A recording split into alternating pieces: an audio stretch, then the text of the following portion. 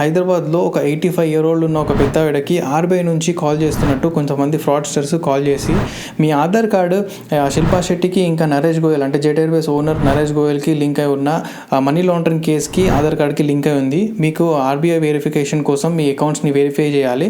మీ account details అన్నీ చెప్పండి అని చెప్పేసి ఒక కాల్ వస్తది. వాళ్ళ కొడుకు బెంగుళూరులో ఒక సాఫ్ట్‌వేర్ ప్రొఫెషనల్. తన కొడుకుకి కాల్ చేసి దీని గురించి తెలుసుకుందాం అని అన్నప్పుడు అక్కడ ఫ్రాడ్‌స్టర్స్ ఎవరైతే ఉంటారో, మీరు ఎవరికి కాల్ చేయొద్దు, కాల్ చేస్తే అందరిని జైల్లో వేస్తారు అని చెప్పి భయపెడతారు. అప్పుడు తనకి ఈ ఫ్రాడ్స్టర్స్ అందరూ ఈ పెద్దావిడ దగ్గర ఉన్న bank account details, FD details అన్ని డీటెయిల్స్ వాళ్ళ దగ్గర ఉంటాయి.